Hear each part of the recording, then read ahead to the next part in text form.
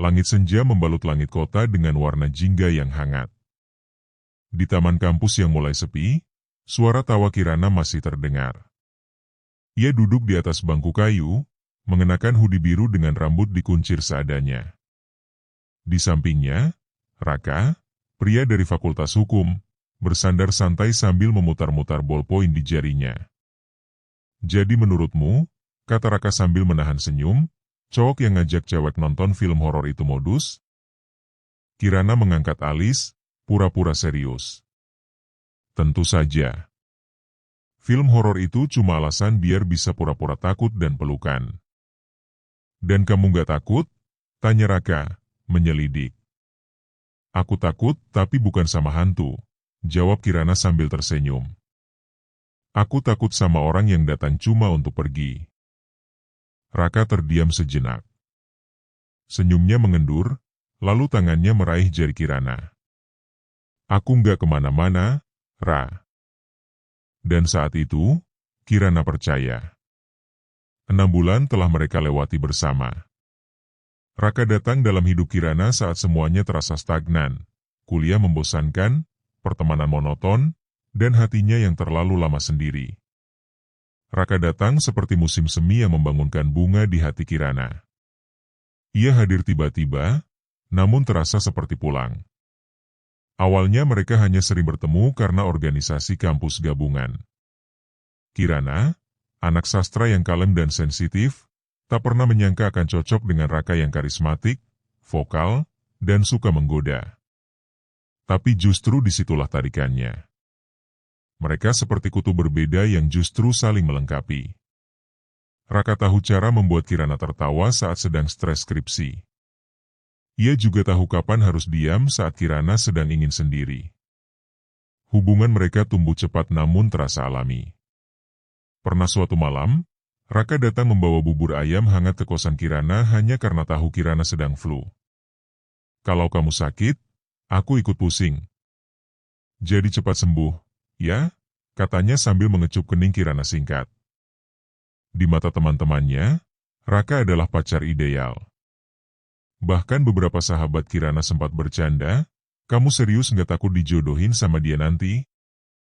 Kirana hanya tertawa waktu itu. Tapi diam-diam, dalam diamnya, ia mulai membayangkan masa depan bersama Raka.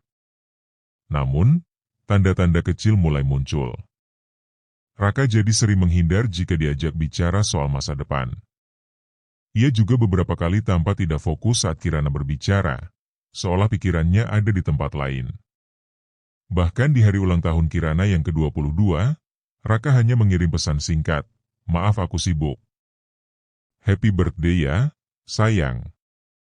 Kirana menyembunyikan kekecewaannya di balik tawa. 2 minggu setelah itu, Raka mengajak bertemu di tempat pertama kali mereka makan siang bersama, warung nasi uduk pinggir jalan yang sederhana. Suasananya sepi malam itu, hanya ada lampu temaram dan suara sepeda motor yang sesekali lewat. "Aku pengen ngomong sesuatu," ujar Raka, suaranya berat. Kirana menatapnya, mencoba menebak arah pembicaraan. "Aku ngerasa kita butuh waktu masing-masing. Aku bingung akhir-akhir ini. Kayaknya kita jalan terlalu cepat." Hati Kirana mencelos. "Kamu mau putus?" Raka menunduk. "Maaf." Tak ada air mata saat itu. Hanya diam, dan perasaan beku yang menelan seluruh tubuh Kirana.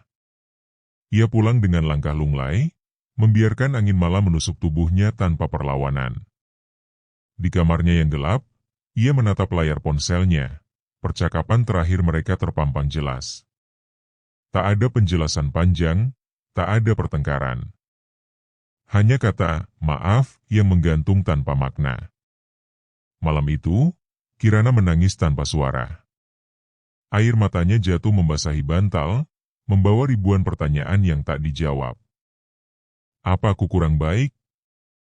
Apa semua ini hanya permainan? Apa cinta ini hanya singgah sementara? Keesokan harinya, ia tetap berangkat kuliah, menegakkan kepala di antara tawa-tawa temannya, seolah tak terjadi apa-apa. Tapi hatinya retak perlahan. Raka benar-benar menghilang. Tak ada kabar. Tak ada penjelasan. Hanya bayangannya yang tertinggal dalam tiap sudut kampus. Bangku taman tempat mereka sering duduk, tangga perpustakaan tempat Raka mengejutkannya dari belakang, bahkan warung nasi uduk yang kini terasa hambar. Semua kenangan itu menempel seperti luka yang belum kering. 6 bulan yang penuh warna kini hanya jadi ingatan kelabu. Kirana mencoba menghapusnya, tapi setiap kali ia hampir melupakan, satu kenangan kecil datang dan mengguncang hatinya. Namun Kirana bukan gadis lemah. Ia tahu, satu-satunya cara untuk sembuh adalah terus berjalan. Maka ia menulis lebih banyak puisi, ikut lomba sastra, dan mengisi waktunya dengan hal-hal produktif. Tapi di balik semua aktivitas itu, bayangan Raka masih ada, seperti bayangan senja yang tak pernah benar-benar hilang. Hingga suatu hari, 6 bulan sejak malam perpisahan itu, sebuah pesan masuk ke ponselnya. "Ra, boleh ketemu?" Kirana menatap layar ponselnya lama. Pesan dari Raka itu singkat, tapi efeknya seperti gelombang besar yang menggulung kembali semua kenangan yang berusaha ia kubur dalam-dalam. "Ra, boleh ketemu?" Jari-jari Kirana sempat gemetar. Banyak kata melintas di benaknya. Kenapa sekarang? Apa yang dia inginkan? Kenapa baru muncul setelah setengah tahun menghilang tanpa jejak? Namun, ia tak langsung membalas. Ia hanya meletakkan ponselnya di atas meja, menatapnya seperti menatap luka lama yang kembali menganga. Hari itu, hujan turun deras di luar jendela kamarnya. Seolah langit pun ikut larut dalam perasaannya. Di tengah suara deras air yang membasahi atap seng, Kirana membuka galeri fotonya, melihat lagi foto-foto bersama Raka. Tawa mereka, tatapan mata Raka, pelukan hangat di malam seminar nasional, semua terasa seperti milik orang lain sekarang. Lalu ia teringat sesuatu. Sesuatu yang dulu sempat ia abaikan karena terlalu cinta. Beberapa hari sebelum Raka memutuskan hubungan mereka, Kirana pernah melihat sebuah notifikasi di layar ponsel Raka yang saat itu tertinggal di kosannya. "Dina, kita perlu bicara, Rak." Waktu itu Raka buru-buru mengambil ponselnya dan mengalihkan pembicaraan.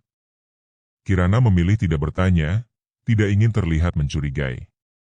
Tapi kini semuanya mulai masuk akal. Dengan hati yang berdebar, Kirana membuka akun Instagram lama yang sempat ia unfollow di Nawijaya. Akun itu masih aktif, dan hanya butuh 2 scroll untuk menemukan sesuatu yang membuat perutnya mual. Sebuah foto pertunangan. Raka berdiri di samping seorang wanita anggun dengan kebaya coklat keemasan. Di captionnya tertulis, "Sempat renggang, tapi cinta sejati selalu tahu jalan pulang. Terima kasih telah memilih aku lagi, Raka." Tanggalnya 2 minggu setelah Raka memutuskan Kirana. Hati Kirana ambruk. Air matanya mengalir tanpa bisa ia tahan lagi. Kali ini bukan karena kehilangan, tapi karena merasa dipermainkan. 6 bulan ia menata hati yang hancur, ternyata selama itu ia hanyalah pelarian. Sebuah ruang singgah yang ditinggalkan begitu tunangannya kembali membuka pintu. Ia menutup galeri, mematikan ponsel, dan menangis. Beberapa hari berlalu. Kirana tak membalas pesan Raka. Tapi alam semesta seolah sedang bermain. Suatu pagi, saat Kirana sedang duduk di kafe kampus menunggu temannya, Raka datang. Ia berdiri di depan meja Kirana dengan jas hujan masih meneteskan air. "Kirana?" Suaranya serak, sedikit gugup. "Aku udah tunggu kamu tadi di taman, tapi kamu gak datang." Kirana menatapnya datar. "Aku gak janji akan datang." "Boleh duduk?" Kirana mengangguk pelan. Bukan karena ingin mendengar penjelasan, tapi karena ia butuh melihat mata pria itu saat berdusta. Raka duduk. Wajahnya tampak lebih tirus, dan matanya menyimpan raut bersalah. "Aku tahu aku salah." "Sangat salah," ucapnya pelan. "Aku gak pernah benar-benar cerita ke kamu tentang Dina." "Kenapa?" Suara Kirana terdengar tenang tapi menusuk. "Karena aku cuma pelarian, ya?" Raka menunduk.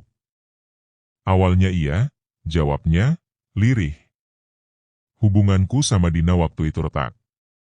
Kami udah bertunangan sejak akhir tahun lalu. Tapi setelah banyak masalah, kami pisah. Aku ngerasa hampa, dan kamu datang dengan caramu yang lembut, yang gak pernah ngejuge, dan kamu jatuh cinta, potong Kirana dengan sinis. Raka mengangguk. Iya. Tapi aku gak nyangka Dina akan kembali. Dan saat dia minta memperbaiki semuanya, keluargaku juga mendorong untuk lanjut. Aku bingung. Aku takut kehilangan dia, takut mengecewakan banyak orang. Lalu kamu pilih yang paling gampang ditinggalkan, ucap Kirana, matanya mulai berair. Aku. Bukan gitu, Kirana. Aku beneran sayang sama kamu. Kirana menarik napas panjang, mencoba menahan getar suaranya. Sayang gak kayak gitu, Rak. Sayang itu gak meninggalkan orang yang kamu peluk semalam, demi seseorang yang baru ngajak balikan keesokan harinya. Raka tertunduk. Tangannya mengepal di atas meja. Aku gak bisa balik ke masa lalu dan memperbaiki semua. Tapi aku datang sekarang, karena aku gak bisa bohong lagi ke diriku sendiri. Dina dan aku, kami putus total. Aku gak bisa terus hidup dalam kebohongan. Kirana menggeleng pelan. Kenapa kamu kira aku masih mau dengar semua ini? Karena aku ingin minta maaf. Dan karena meskipun kamu benci aku masih cinta kamu. Hening. Hujan mulai turun lagi di luar jendela. Kirana menatap keluar, membiarkan butiran air menyamarkan tangis yang nyaris pecah. Setengah tahun ia bangun dari luka. Setengah tahun ia mencoba melupakan. Dan sekarang, luka itu kembali digaruk, dibuka dengan dalih cinta yang telat diucapkan. Aku butuh waktu, Raka, ucap Kirana akhirnya. Bukan buat memaafkanmu. Tapi buat memastikan aku tidak kembali karena kasihan, atau karena cinta yang sudah lewat. Raka mengangguk pelan. Aku akan menunggu. Dan untuk pertama kalinya sejak 6 bulan lalu, Kirana berdiri, kali ini dengan langkah mantap. Ia tidak lagi menjadi korban cerita orang lain. Kini, dialah yang akan menulis bab selanjutnya. 6 bulan bukan waktu yang sebentar untuk melupakan. Tapi juga bukan waktu yang cukup untuk benar-benar sembuh. Kirana menghabiskan hari-harinya dengan ritme yang hampir selalu sama. Kuliah, mengurus UKM, menulis puisi, dan sesekali menghindari tempat-tempat yang pernah jadi saksi tawa bersama Raka. Ia belajar menyibukkan diri agar hati tidak sempat bertanya-tanya. Namun kini, setelah Raka muncul kembali, semua yang pernah ia benamkan dalam-dalam mulai naik ke permukaan. Luka-luka lama yang mulai mengering, kembali terasa nyeri. Malam itu, Kirana duduk di depan laptopnya. Layar kosong aplikasi penulisan puisi menatapnya seolah menantang. Tulis. Tulis luka ini. Ia menghela napas, lalu mengetik. Kau datang saat aku patah. Lalu pergi sebelum aku tumbuh. Kini kau kembali membawa janji. Tapi aku takut cinta kita hanya ulang dari mimpi yang runtuh. Kirana memejamkan mata. Air matanya jatuh tanpa suara. Hari-hari berikutnya, Raka benar-benar menepati janjinya. Ia tak memaksa, hanya mengirim pesan singkat tiap pagi. Pagi, Kirana. Jaga dirimu, ya. Aku nggak akan mengganggu. Aku cuma ingin kamu tahu aku masih di sini. Kirana membaca semuanya. Tak pernah membalas, tapi juga tak pernah menghapus. Sampai suatu sore, hujan turun deras saat Kirana baru keluar dari perpustakaan. Ia berdiri di bawah kanopi, bingung karena tak membawa payung. Lalu dari kejauhan, seseorang datang dengan payung hitam besar. Raka. Ia berdiri di depan Kirana, tak berkata apa-apa. Hanya mengangkat payung itu tanpa paksa, seolah bertanya tanpa suara, bolehkah aku menemanimu pulang? Dan entah kenapa, hari itu Kirana melangkah di bawah payung itu. Dalam diam. Dalam jarak yang tak terlalu dekat, tapi juga tak lagi sejauh kemarin. Di sebuah kafe kecil yang sepi sore itu, mereka duduk berhadapan. Kopi Kirana mengepul pelan, sementara Raka tampak gugup, seperti ingin bicara tapi tak tahu harus mulai dari mana. Aku tahu, ucap Raka akhirnya, aku nggak pantas berharap apapun darimu sekarang. Tapi aku juga nggak bisa pura-pura bahagia setelah semua ini. Kirana menatapnya. Kalau kamu tahu semua itu salah, kenapa dulu kamu tetap pilih dia? Raka menghela napas panjang. Karena aku pengecut. Karena aku pikir, menikah dengan seseorang yang sudah disetujui keluarga akan membuat segalanya lebih mudah. Tapi ternyata tidak. Aku mungkin punya cincin, tapi tidak punya hati. Karena hatiku masih tertinggal di tempat ini. Ia menatap mata Kirana. Masih tertinggal padamu. Kirana memalingkan wajah, mencoba tetap tegar. Tapi kalimat itu menembus pertahanan yang susah payah ia bangun. Raka, katanya pelan, kamu tahu apa yang paling menyakitkan? Bukan karena kamu pergi.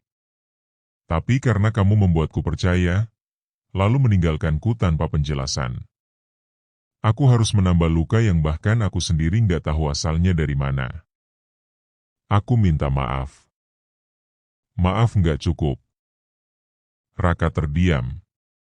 Tapi, lanjut Kirana, suaranya mulai lirih, aku juga nggak bisa bilang aku sudah melupakan semuanya. Karena kenyataannya, aku belum. Ia menatap Raka lekat-lekat. Aku masih ingat cara kamu menggenggam tanganku waktu takut naik motor. Aku masih ingat suara kamu waktu baca puisi buatku.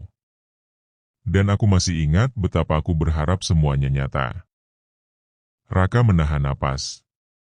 Itu nyata, Ra. Setiap pelukan, setiap tawa semua itu nyata. Tapi cinta yang nyata tidak pergi sesudah 6 bulan, balas Kirana. Hening sejenak. Aku nggak akan minta kamu balik sama aku sekarang, ujar Raka. Tapi bolehkah aku memperbaiki yang pernah aku hancurkan? Kirana diam. Lalu mengangguk pelan. Mulailah dari menjadi teman yang jujur. Minggu-minggu berikutnya, Kirana dan Raka mulai sering berbicara lagi. Tapi tidak seperti dulu. Kali ini lebih hati-hati, lebih dewasa. Mereka bertemu di kafe, belajar bareng di taman kampus, bahkan saling bertukar buku seperti dulu. Tapi kali ini tidak ada genggaman tangan. Tidak ada panggilan sayang. Hanya dua orang yang pernah saling melukai, kini belajar mengenal kembali. Satu malam, Raka mengantar Kirana pulang. Di depan pagar kosan, hujan gerimis turun. Raka menatap langit lalu berkata pelan, dulu, waktu kita masih pacaran, aku selalu takut kehilangan kamu. Kirana tersenyum kecil. Tapi kamu tetap pergi. Aku tahu. Dan sekarang, aku tahu apa yang lebih menakutkan dari kehilangan. Apa? Menemukan kembali seseorang yang pernah kamu sia-siakan dan tahu kamu mungkin gak akan punya kesempatan kedua. Kirana tak menjawab. Ia hanya membuka pintu pagar dan masuk perlahan. Tapi sebelum benar-benar menutupnya, ia menoleh sebentar, lalu berucap. Kadang, kesempatan kedua bukan datang begitu saja, Raka. Tapi diberi pada mereka yang mau berjuang. Dan malam itu, meski masih jauh dari kata sembuh, luka mereka mulai menunjukkan tanda-tanda bahwa mungkin mereka masih bisa disembuhkan bersama. Matahari sore menyusup malu-malu di sela pepohonan kampus. Daun-daun berguguran, seolah tahu bahwa yang lama harus luruh sebelum yang baru tumbuh. Begitu juga dengan hati Kirana. Ia tak lagi sedingin dulu, tapi juga belum sepenuhnya terbuka. Ia dan Raka kini berjalan berdampingan, sering mengobrol, tertawa, bahkan sesekali saling menggodai seperti dulu. Namun ada perbedaan. Tidak ada janji. Tidak ada harapan muluk. Semua berjalan di atas garis tipis, antara masa lalu yang belum selesai dan masa depan yang belum pasti. Sore itu, mereka duduk di taman kampus. Tempat yang sama, bangku yang sama, seperti 6 bulan lalu. Bedanya, kini tidak ada genggaman tangan. Hanya 2 cangkir kopi dalam gelas kertas dan suara burung yang pulang ke sarang. Aku sering mikir, ucap Raka pelan, gimana jadinya kalau waktu itu aku nggak pergi. Kirana menatap langit. Mungkin kita masih bersama. Tapi mungkin juga tetap berakhir, hanya waktunya yang beda. Dan kamu masih bisa percaya sama aku sekarang? Kirana terdiam. Lama. Lalu berkata lirih, percaya itu bukan seperti menyalakan lampu. Gak bisa langsung nyala setelah padam begitu saja. Raka menunduk. Tapi aku mau belajar nyalainnya lagi. Pelan-pelan. Kirana tersenyum tipis. Belajar memperbaiki tidak sama dengan berharap kembali, Rak. Raka memandangnya. Tapi, aku memang ingin kembali. Bukan sebagai pelarian, bukan karena aku butuh tempat sembunyi. Tapi karena aku tahu, cuma sama kamu aku merasa pulang. Ucapan itu membuat jantung Kirana berdetak lebih cepat. Tapi ia tak menunjukkan. Ia tetap tenang, tetap logis. Ia sudah terlalu lama menyalahkan diri karena terlalu cepat percaya. Kali ini, ia ingin melangkah dengan hati dan kepala. Aku tidak butuh janji. Aku butuh bukti, ucapnya tegas. Raka mengangguk. Beri aku waktu. Hari-hari selanjutnya, Raka mulai menunjukkan bahwa ia benar-benar berubah. Ia membantu Kirana dalam proyek UKM tanpa diminta. Ia hadir di seminar puisi Kirana, duduk di barisan depan, memberi tepuk tangan paling keras. Bahkan ia sempat mendatangi rumah Kirana di Bandung, hanya untuk meminta izin berteman kembali pada orang tuanya. Kirana melihat semua itu. Ia tidak menghambur ke pelukan Raka. Tidak juga membalas perhatian dengan kepastian. Tapi ia mengizinkan dirinya perlahan percaya. Di sisi lain, hati Kirana juga dilanda badai kecil. Seorang teman kuliahnya, Galang, yang sejak dulu diam-diam menyukainya, mulai menunjukkan perhatian yang lebih serius. Galang sopan, konsisten, dan tidak memiliki masa lalu rumit. Suatu malam, Galang mengajak Kirana makan malam di rooftop cafe favoritnya. Di sana, ia berkata jujur, "Aku tahu kamu belum sepenuhnya sembuh dari Raka. Tapi aku juga tahu kamu berhak bahagia tanpa harus menunggu seseorang yang pernah pergi." Kirana menatap Galang dalam diam. Ada rasa bersalah, tapi juga rasa hangat. Ia tahu, jika ia ingin mulai dari awal, Galang adalah pilihan yang logis dan aman. Tapi hatinya masih sering bergetar setiap melihat pesan dari Raka. Masih merasa nyaman saat mendengar tawa Raka. Masih menanti sesuatu dari masa lalu yang belum selesai. Malam itu, Kirana berdiri di depan cermin.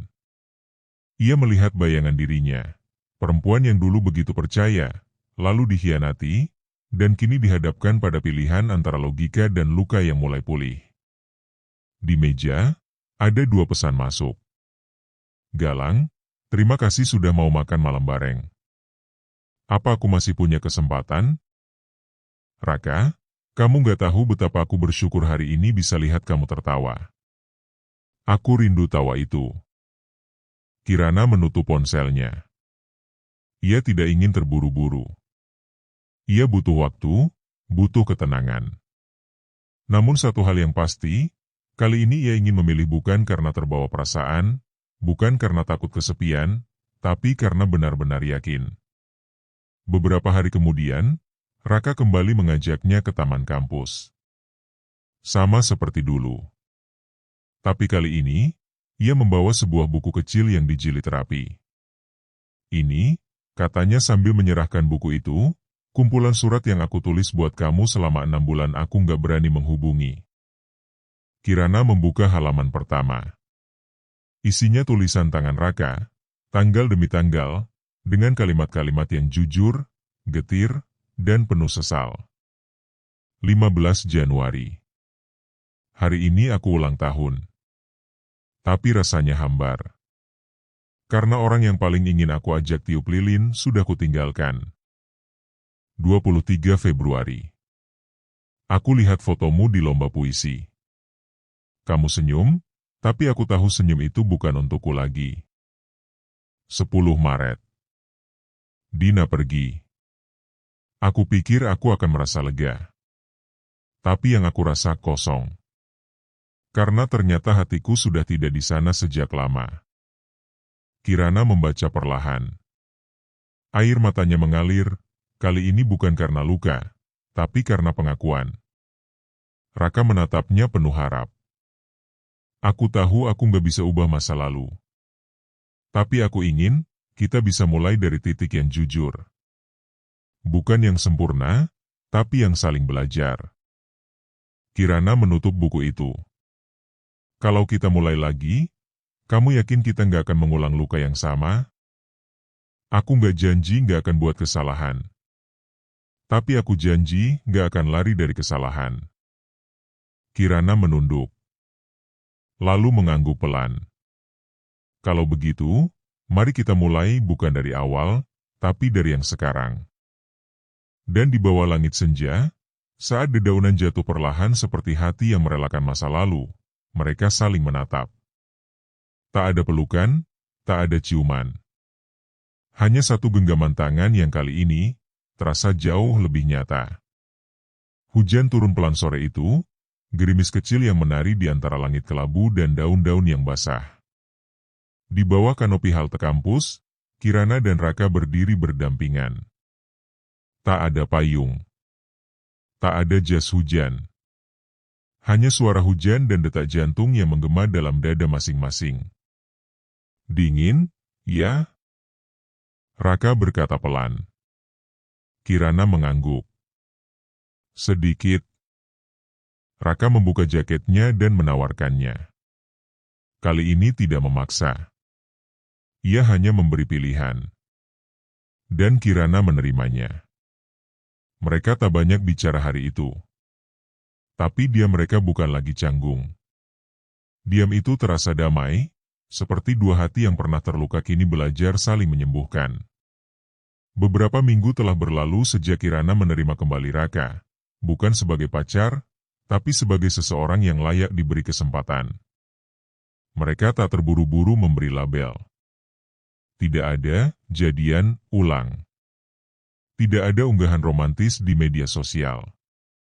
Hanya dua orang yang berjalan berdampingan, saling melihat, saling mendengar, dan saling tumbuh. Raka mulai terbuka tentang banyak hal. Tentang ketakutannya pada komitmen. Tentang tekanan dari keluarga. Tentang kebingungannya yang dulu membuatnya memilih jalan paling egois. Dan Kirana, ia juga belajar memaafkan. Bukan karena melupakan, tapi karena ia tahu, menyimpan dendam hanya akan menjerat langkahnya. Suatu malam, di atap kosan Kirana yang menghadap langit kota, mereka duduk berdua.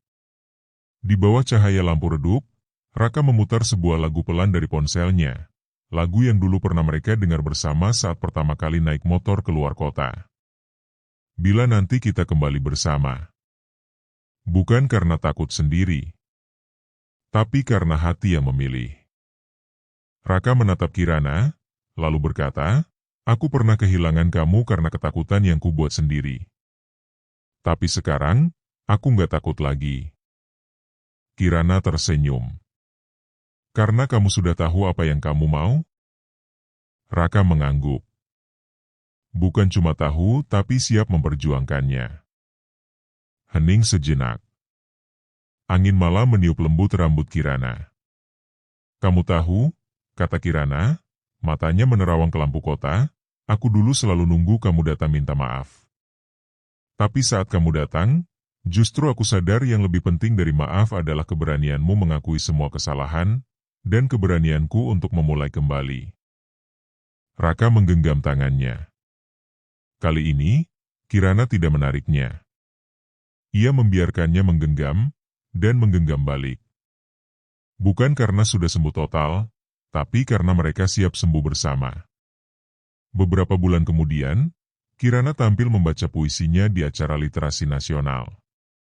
Di hadapan ratusan orang, ia membacakan sebuah puisi baru, yang belum pernah ia unggah, belum pernah ia tunjukkan ke siapapun. Kecuali satu orang.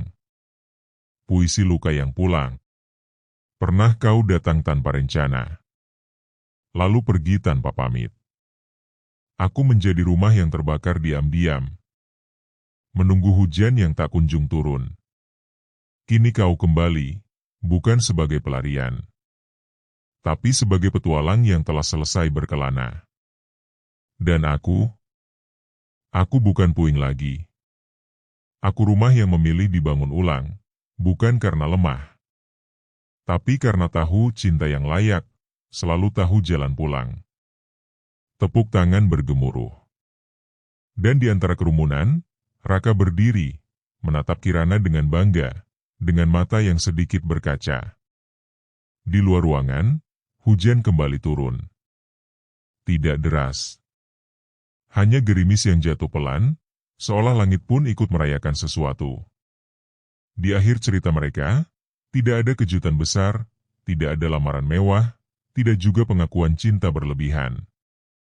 Hanya dua orang yang belajar dari kesalahan, mengakui ketakutan masing-masing, dan memilih untuk tidak sempurna, tapi jujur.